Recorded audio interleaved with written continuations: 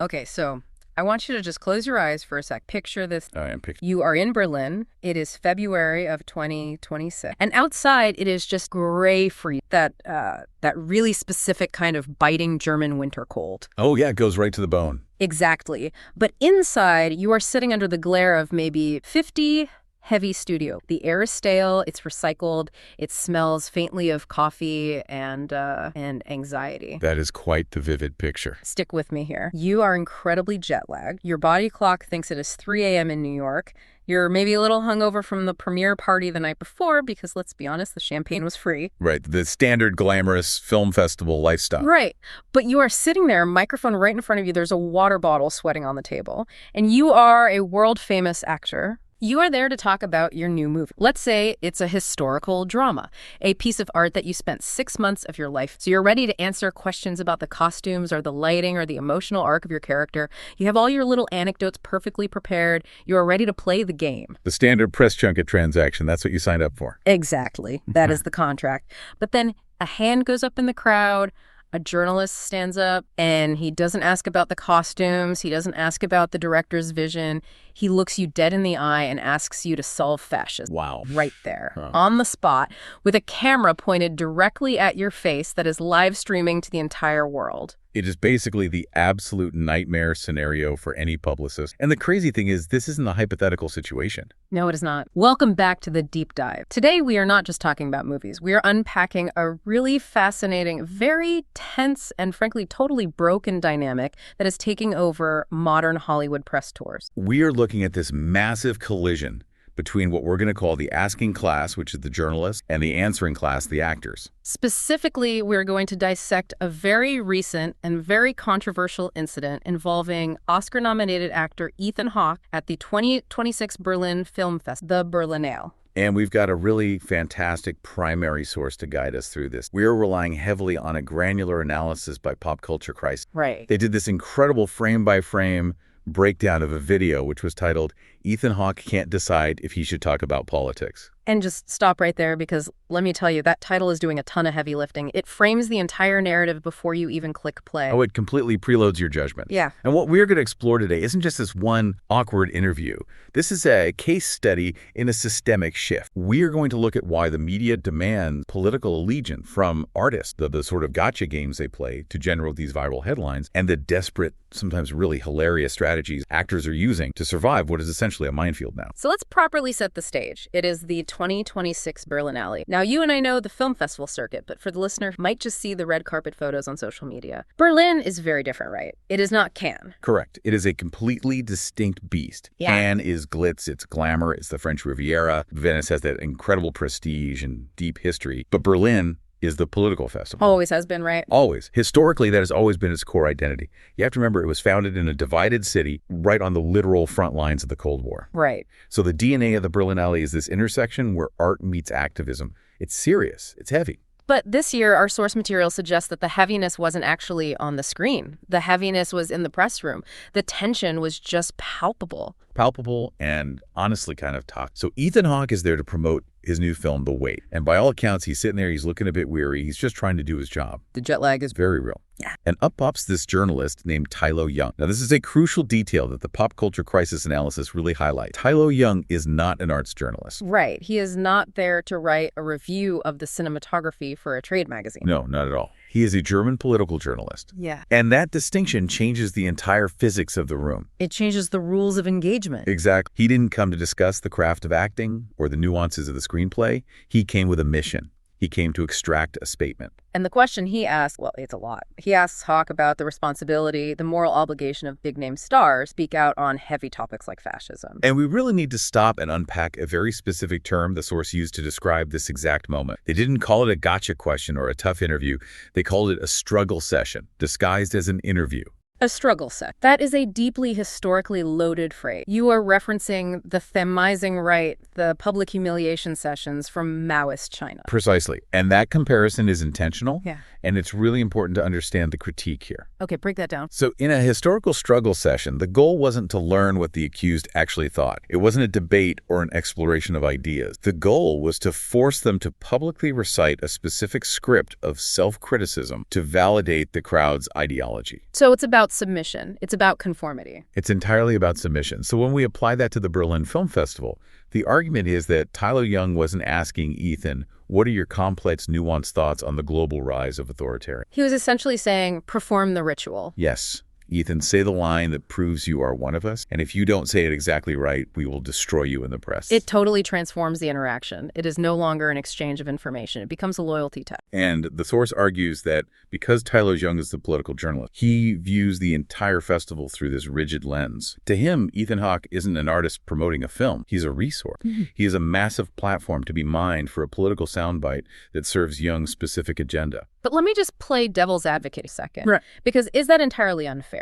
Ethan Hawke is a wealthy, incredibly influential Westerner. We live in volatile times. Fascism is a very real concern for millions of people. Don't public figures have a duty to clarify where they stand? Or is labeling it a struggle session a bit hyperbolic? That is the central tension of this whole deep dive, isn't it? You bet. If this were a political rally or if Hawke were running for a Senate seat, sure, Yeah. grill him, hold his feet to the fire. Right. But this is a film promotion. The struggle session critique suggests that by demanding political compliance in an artistic space, you actually end up killing the art. You force the actor into this defensive crouch where they can't be honest. They can only be safe. And as we will see with Hawke's answer, he tries to reject that premise entirely. He tries to be honest instead of safe. He really does. So let's look closely at that answer, because according to the Pop Culture Crisis Breakdown, Hawke gives a response that is actually really complex and thought. It is basically in 3 parts. And the gap between what he said and how the media subsequently reported it is, well, it's the whole story. Let's break down those 3 parts because it perfectly illustrates the massive disconnect we are talking about today. Okay, part 1, the deflection. Or maybe we can call it the jet lag. Hawke starts by trying to lower the temperature in the... He says, and I quote, "The last place you probably want to look for your advice and spiritual counsel is a bunch of jet-lagged, drunk artists talking about their..." Which is, objectively speaking, a very funny and incredibly self-aware thing. It's charming. He is actively disarming the situation. He is. He's trying to humanize the moment. He's admitting, hey, look at me. I'm tired. I'm an actor. I play pretend for a living. Why are you treating me like I'm the Secretary of State? It is a humble brag, sure, but it is also a genuine... Exact. He is signaling to the room, let's not take ourselves too seriously here. Let's remember context. But as we'll see, the press, especially a hardened political journalist like Young Win, they didn't really want to hear that. They didn't want the self-deprecating artist. No, they wanted the crusader. Yes. Humor is very often seen as evasion in these high-stakes contexts. So that's the opener. He tries to laugh it off. Then he moves to part 2, which is where he actually gets quite profound. This is where he pivots to what he calls the dream. This brings us to the absolute centerpiece of Hawke's answer. And honestly, if you take nothing else away from this deep dive, take this concept of the international dream. It is a brilliant defense of art. It sounds almost Jungian when you read the raw transcript. It is deeply Jungian. Hawke pauses, and you can actually see him thinking in the video. He's actually processing the weight of the question, and he pivots away from raw politics and moves into consciousness. Okay. He argues that the collective consciousness of humanity needs a mechanism to process its trauma, just like an individual needs REM sleep every night. So the film festival isn't just some glitzy marketplace for selling indie movie streaming distributor. In Hawke's view, it's the neural network of the... Exactly. He says the job of the film festival is to create an international dream. Think about what that actually means physiologically. If we don't dream, we go insane. Right. If you are deprived of REM sleep, you start hallucinating your body. Right. Hawke is making the argument that if society doesn't have art, specifically films like The Wait, which deals directly with greed and malevolence, society goes insane. Which completely reframes the whole interaction. Right. Tyler Young is aggressively asking, why aren't you fighting fascism with us? And Hawke is calmly answering, I am fighting it by keeping us sane. I am fighting it by dreaming. Boom. That is the disconnect, right? The journalist values the explicit political statement, the easily digestible slogan. The artist values the implicit psychological healing. And because the press corps is so intensely focused on the words, the soundbite, they completely miss the value of the self. Hawke connects it directly back to says, the Wait is about people with absolutely nothing in common banding together to fight institutional greed. He's basically saying, I already gave you my answer. It is right there on the screen. Go watch them. That is such a vastly more interesting conversation than just stating fascist bad. But then just to be absolutely clear, because he knows exactly the dangerous game he is playing, part 3, the direct answer. He concludes by saying, point blank, anything that fights fascism, I'm all for it. Clear, concise, unequivocal. There is zero ambiguity in that statement. You would certainly think so. You would think that is the end of case closed. Ethan Hawke hates fascism. Everyone goes home happy and writes their reviews. But that is not how the headlines ran. No, and this is where the pop culture crisis source analysis gets highly critical of the modern media apparatus. The headlines following this press conference framed Hawke as indecisive or afraid to speak out. They took that quiet moment where he contemplated the question, where he actually stopped to think about the dream life metaphor, and they cynically spun it as hesitation or cowardice. That is so incredibly frustrating. Because he did speak out. He literally explicitly said he is against fashion. Why wasn't that enough for them? Because he didn't do it with the performative rage that the journalist demanded. He didn't loudly pound the table. He was thoughtful and nuanced. And in the modern rapid-fire press cycle, nuance is very often treated as weak. If you stop to think, it looks like you don't confidently know the answer. Exactly. And the source material highlights a really vital piece of context that the Berlin reporting completely ignored. Oh, right. The January 27th quote. This is from an interview just a few weeks prior to the festival, right? Yes, just a few weeks before Berlin, on January 27th, Hawke had given another interview where he openly admitted that there is a fear in the air in America regarding speaking one's mind. He said he had never felt scared to speak until just the last couple of years. So he has spoken extensively about the climate fear. He is hyper aware of it. Yes, he is. But the source argues that the press completely twisted this reality. When he is honest about the genuine fear in January, they frame it as him being a coward. When he is nuanced and thoughtful at the festival in February, they frame it as him being indecisive. Right. The narrative aggressively established by the press was Ethan Hawke can't decide if he should talk about politics, when in objective reality, he was talking about politics the entire time, just not in the simplistic binary way they wanted. It really feels like a trap. No matter what he says, unless he recites the exact script the journalist already has in their head, he loses. That is the entire point. It is a manufactured no-win scenario, and the source suggests this isn't accidental at all, which brings us to a fascinating theory they call journalist hatred. Okay, let's unpack this because this is a pretty spicy take from the source. The idea that entertainment journalists fundamentally hate cover, that seems so counterintuitive. Don't they need the actors for access and exhibition? Resentment might be the slightly more precise term, but the source deliberately uses hatred to describe the sheer intensity of the vibe in these rooms. And to understand that underlying aggression, we really have to look at the economics. We have to look at the massive class divide between the asking class and the answering class. Exactly. We've touched on this concept before, the precarity of the press. It is at an all-time high in 2026. Just picture the reality.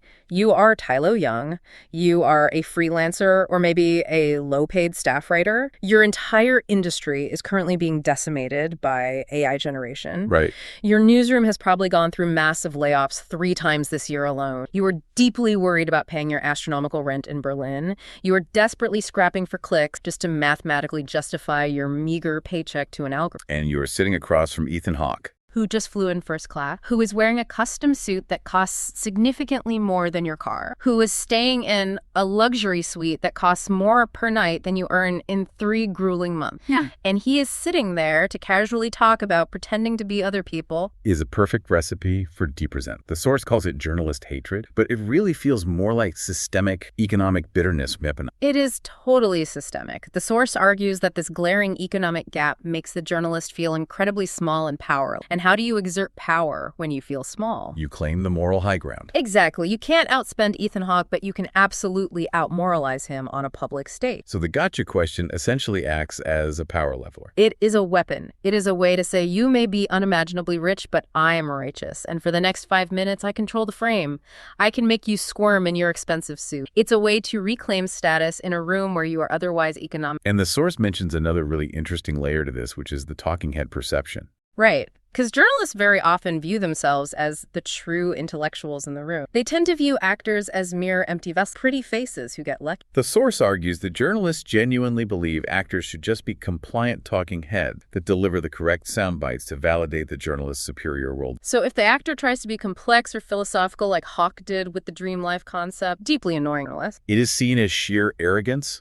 The internal monologue of the reporter is basically, just say the line so I can write my viral headline and keep my job for another month. Stop trying to outsmart me. That is such a grim picture of the media land, but it completely explains the aggression. It explains why a guy like Tylo Young feels totally justified in grilling Ethan Hawke about fascism instead of asking a single question about his actual movie. Well, and Tylo Young actually gave a public justification for his specific approach. He's quite open about it. His guiding philosophy is, quote, fascism is the enemy of artistic freedom, end quote. Which, sure, on paper, that is undeniably true. Fascists generally aren't big fans of free expression or avant-garde film festivals. It is historically true. And Young aggressively cites examples like the intense political attacks on the artist Bad Bunny after his Super Bowl performance. Young's core argument is, look, artists are political targets right now, whether they like it or not. The right wing is actively attacking them. Okay. Therefore, they have a strict moral duty to be vocal defenders of the culture. Silence is complicity. It's the classic silence is violence argument applied to red carpets. Precise. Young explicitly stated to the press,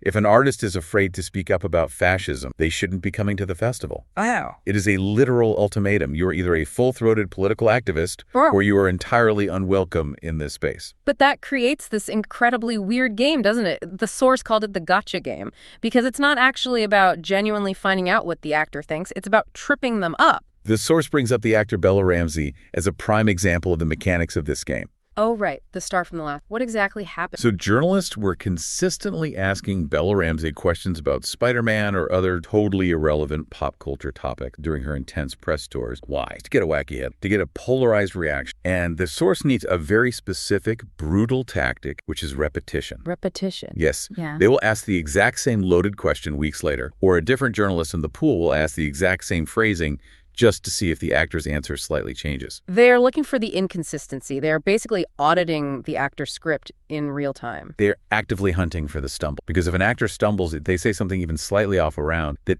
instantly becomes the viral moment. The millions of dollars spent on the movie is forgotten. The headline just becomes, actor X slams this topic, or actor Y refuses to condemn that topic. And this year at the Berlinale, it really seems like the gotcha game was operating in overdrive. The overarching theme of the reporting wasn't the incredible international films. It was this perceived silence from the talent. That is the strict narrative the press corps unilaterally decided on for 20. The silence of the lambs, so to speak. Berlin is usually this massive hotbed of loud political statements, but this year a significant number of high-profile figures deliberately decided not to play the game. And the press did not like that at all. They despised it. The source heavily mentions Wim Wenders. Now, he is a cinematic legend. He was actually the jury head for the festival this year. Right. Very powerful position. Extremely. And when he was explicitly asked about the German government's unwavering support for Israel versus the film festival's nuanced stance on Gaza, which is a deeply complex, highly radioactive geopolitical issue, he firmly asserted, quote, "We have to stay out of politics." Wow. In Berlin, that must have gone over like a lead balloon in that press room. It basically lit a match in a fireworks factory. The press was absolutely furious. They immediately framed it as a catastrophic moral failing. They couldn't believe the jury head of the Berlinale was actively advocating for total neutrality. And then you had Neil Patrick Harris, right? Yes. Neil Patrick Harris, Doogie Howser himself. He is usually the most uncontroversial, cheerful guy in any room. What did he possibly do to anger them? He simply and honestly stated that he currently likes, quote, stuff that is apolitical, end quote. He said he just genuinely enjoys entertainment that gives him a brief break from the constant noise of the world. And let me guess, the press treated him like an absolute villain for wanting to relax. The source notes that the media reaction was basically, you are a fundamentally bad person for liking things that are apolitical. It perfectly illustrates this intense polarization. If you are not completely with us screaming our slogans from the rooftop, you are actively against us. But the absolute most absurd example from this festival, and this one genuinely made me laugh out loud when I read the source material, was the Michelle Yeoh. The Michelle Yeoh incident is the absolute perfect case study in how deeply performative this entire charade has become. It completely exposes the hollowness of the journalist's motives. So Michelle Yeoh, brilliant Oscar winner, absolute global icon. She is sitting in a crowded press conference in Berlin, and she is aggressively asked about the U.S. Immigration and Customs Enforcement. Let's just look at the basic geography for a sec. Michelle Yeoh is from Malaysia. She currently lives in Switzerland. She is sitting in Germany promoting an international movie. Right. She has absolutely zero ties to U.S. domestic border enforcement. She isn't an American citizen. She doesn't pay U.S. taxes. She doesn't vote in U.S. elections. So why? Why on earth ask her that incredibly specific domestic question? It makes zero logical sense. Because she is a massive global star. Because she is a highly recognizable face. The source argues this perfectly highlights the complete lack of logic in the questioning. It would literally be like asking a random Silicon Valley tech journalist their deep opinion on agricultural subsidies in rural Peru. Exactly. It is entirely irrelevant to their expertise or their daily life. But the journalist desperately wants the profitable soundbite. Michelle Yeoh fiercely slams ICE. That specifically generates massive clicks in America, which drives ad revenue. It is essentially using the actor as a wealthy ventriloquist dummy, for the journalist's own political... I personally hate ICE, so I am going to publicly force Michelle Yeoh to say so I can write about it. Exactly. And when the actors wisely don't cooperate, when they try to walk away or just stay firmly silent, it creates very real, very palpable angst. The source actually mentions the acclaimed author Arundhati Roy. Arundhati Roy. Yes, and apologies if we're mispronouncing that name, but she actually pulled out of the festival entirely. She left. The atmosphere in Berlin was so toxic, so intensely polarized, that people just started abandoning the event. Yeah. It clearly wasn't a celebration of international cinema anymore. It was just a brutal ideological battle. It is a complete mess. But okay, let's forcefully pivot to the practical side of this whole disaster. If you are an actor and you absolutely have to go to these things because your strict contract says you have to, because the studio has hundreds of millions riding on this marketing push, how do you actually survive? Right. The source material thoughtfully outlines a few strategies, and they range from the incredibly minimal to the completely bizarre. I want to spend some real time on these because they are fascinating case study modern crisis. We've got a few very distinct archetypes here. Yeah. Let's start with what we will call the Rupert Grint approach. Good old Ron Weasley, a man of generally few words. So Rupert Grint was at a festival promoting a Finnish horror movie called Nightborn. Which sounds absolutely terrifying, by the way. I saw the teaser trailer. It really does look scary. All right. But the press at the junket didn't want to talk about Finnish horror aesthetic. They aggressively asked him about his complex thoughts on the rapid rise of the far-right political movement in the UK. That is a very heavy question for a guy who, as the source amusingly points out, literally bought fully functioning ice cream truck after Harry Potter wrapped just to chill out and drive around. Right. He is definitely not widely known as a fiery political pundit. He is a very chilled out guy. So his direct answer to the question was exactly 4 words. Obviously, I'm against it. Obviously, I'm against it. I mean, honestly, what else is there to say? It is the far right. It is historically bad. Obviously, you are... Well, for the modern press, everything else needs to be explicitly said. The source strongly note that the journalists in the room were deeply unsatisfied with that answer. Really? Yes, they didn't want a simple yes or no. They wanted a full TED Talk. They wanted a 3-minute, highly emotional, empowering speech that they could heavily edit, put some sad trending music behind, and share virally on TikTok. A political billboard, the source called it. Exactly. And the extreme danger of the Rupert Grint minimalist approach is what the source aptly calls the purity test. The purity test. Yes. Even though he clearly and unequivocally denounced the far right, the source mentions that journalists were still highly critical of him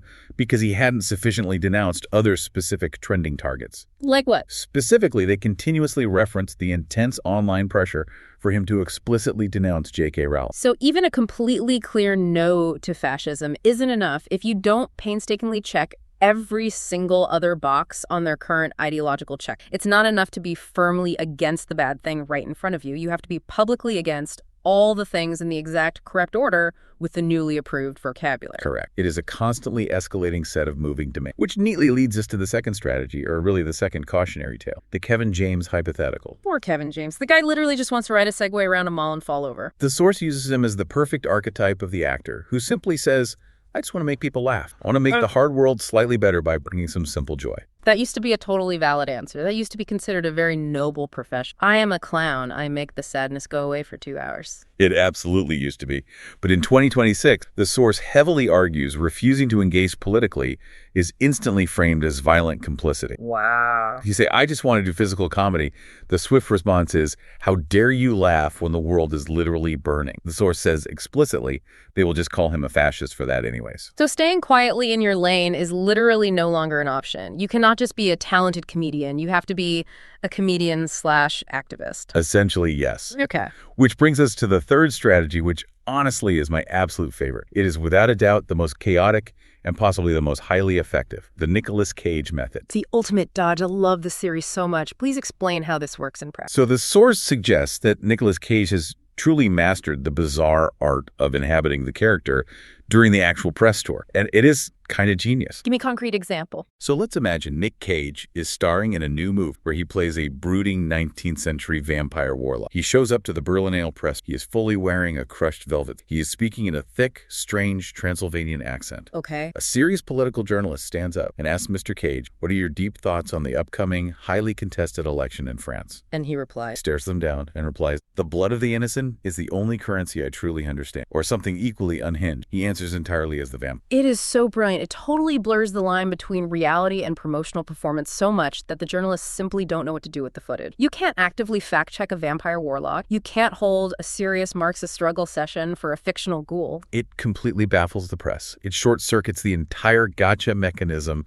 The journalist is aggressively looking for a usable soundbite for a very serious political article, but all they get on tape is a crazy quote about sleeping in a wooden coffin. It renders the original question totally invalid. It is essentially using intense method acting as an impenetrable shield. I can't answer your complex question about global tax policy. I'm currently a tortured... It is practically the only way to fully opt out of the rigid reality of the press room without being accused of violent silence. You are physically speaking, but you aren't engaging in their specific reality. Right. Because, as the source pointedly points out with the dark story of Armie Hammer, the severe consequences of engaging normally and failing are completely catastrophic. Yeah, the Armie Hammer cautionary tale. This was a really grim reminder in the source material. We definitely have to talk about the sheer stake here. You do. The source discussed the massive studio movie Death on the Nile. Now, Armie Hammer was a massive A-list star at the time. He was the romantic lead. But when the massive scandal initially broke allegations of extreme abuse cannibalism, some really dark, disturbing stuff, the immediate studio reaction was total immediate erasure. The source specifically mentioned he was demoted and listed on page 3 of the final credits.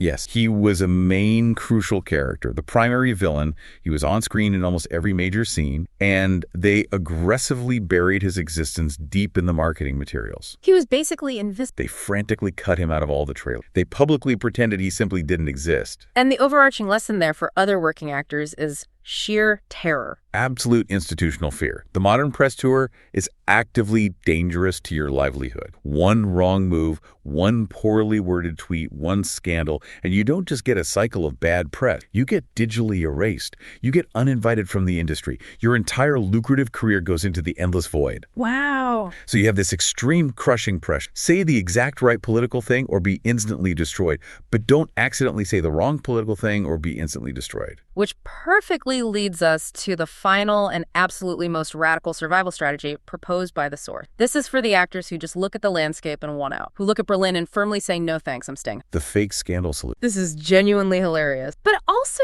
kind of makes brutal logical sense. Walk us through this hypothetical. So the hosts of Pop Culture Crisis were openly speculating. If the current press tour is so intensely miserable, and if major studios are so incredibly risk-averse, how do you legally get out of going to Berlin without breaching your ironclad contract? You deliberately create a tactical scandal. Exactly. You don't do something actually illegal. You don't do something that gets you permanently canceled forever. You don't get Me Too'd. You do something just weird and manageable enough to make the nervous studio executives twitchy. Like what? Being loudly belligerent on set? Or casually knocking over a craft services table in front of a producer? Or suddenly tweeting something vaguely unhinged about flat Earth theory? The Earth is a flat disk, wake up, sheeple. Yes.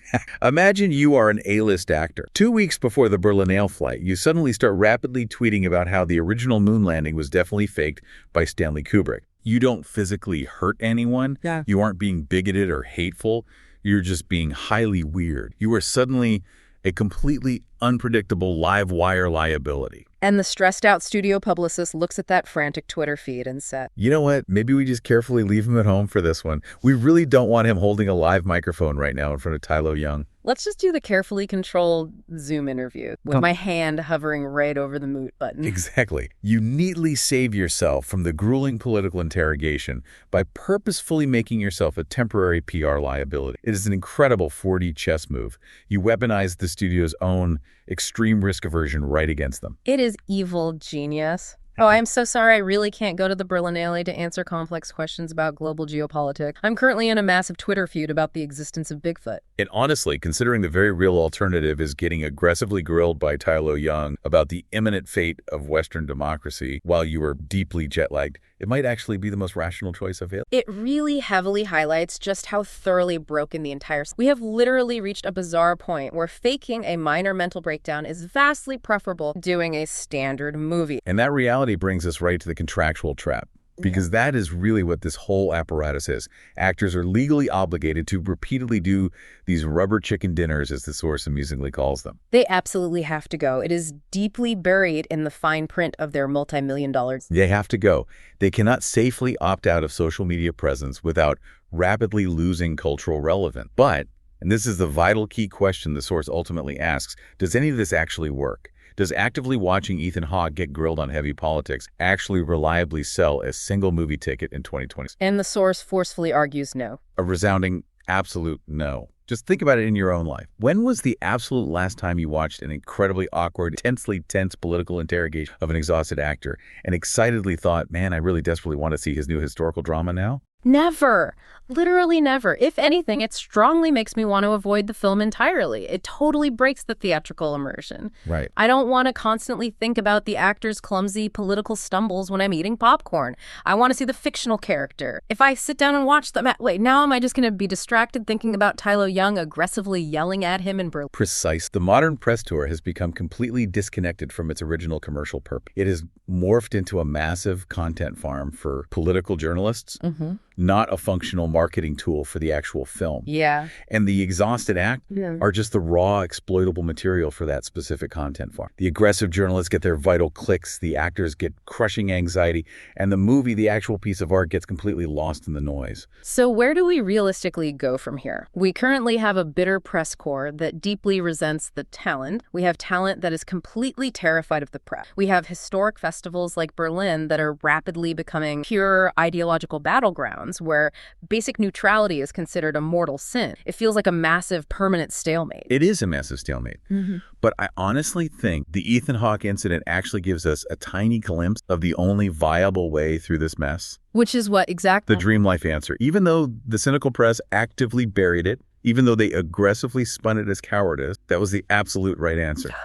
By sourcefully connecting the art back to the universal human experience. By flatly refusing to speak in easily weaponized soundbites and insisting on speaking in deep, unifying metaphors. He genuinely tried to elevate the conversation, didn't he? He tried to firmly pull it out of the political mud. He really did. And even if the immediate viral headlines didn't accurately reflect it, the mere fact that we're talking about it right now, that the pop culture crisis guys painstakingly analyzed it frame by frame, that we're doing a massive deep dive on it, shows that attentive people are finally noticing the huge gap. Right. People are clearly seeing that the dominant headline, Ethan Hawke can't decide, was a blatant lie. Yeah, the broader audience is definitely getting much smarter. We can actually watch the raw, unedited footage ourselves now. We can visibly see the struggle session happen in real time. We can clearly see the deep exhaustion in his eyes. And that growing healthy skepticism from the audience might be the literal only thing that eventually forces the asking class to change their brutal tactics. If the nasty gotcha doesn't work anymore because literally nobody believes this sensationalized headline, maybe they will finally go back to just asking about the actual movies. One can certainly dream. Maybe an international dream life, as Ethan would so eloquently say. We can certainly hope, but honestly, until then,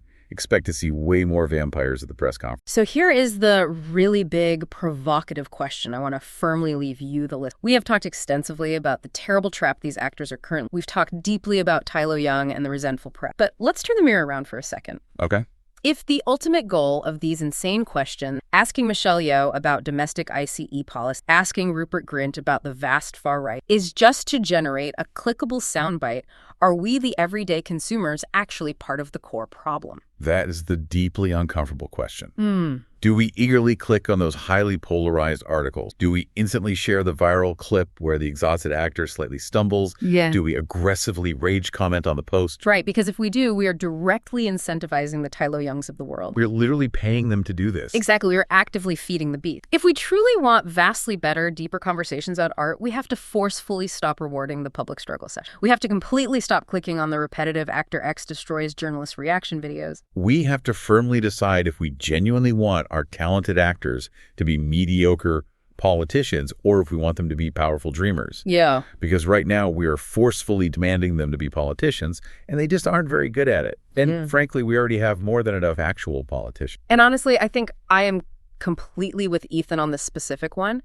I would vastly rather have the deeply jet-lagged, slightly drunk artist passionately telling me about a shared dream than a completely terrified celebrity perfectly reciting a rigid political script just to avoid being digitally. Amen to that. Give me the profound dream life any day of the week. I really want to ask you, the listener, directly. If you were unimaginably famous and you were sitting directly in that incredibly hot chair in Berlin, Yeah. what exactly would you do? Would you try to pull the Rupert Grint and just confidently give the minimal one-liner? Or would you go full unhinged Nicolas Cage and just pretend to be a 19th century wizard? Or would you cleverly try the tactical scandal and just get yourself preemptively uninvited? I really think I would go with the tactical scandal. It genuinely seems like the safest bet long term. I would start a massive, bizarre feud with a beloved cartoon character on Twitter. SpongeBob is a complete fraud. SpongeBob has been aggressively lying to us all for decades. That definitely gets you uninvited from Berlin immediately. I would definitely go full Cage. I simply cannot answer that tax question. I am currently a vampire. I would bring a full silk cape. Bold aesthetic choice. But, you could probably pull it off.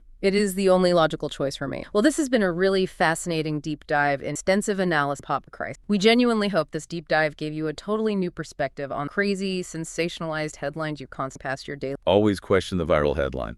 Always go look for the raw transcript. Words to truly live by. Thanks so much for listening, everyone. Keep dreaming, stay intensely curious, and maybe cut the heavily jet-lagged artists some much-needed slack next time you see them on screen. See you next time.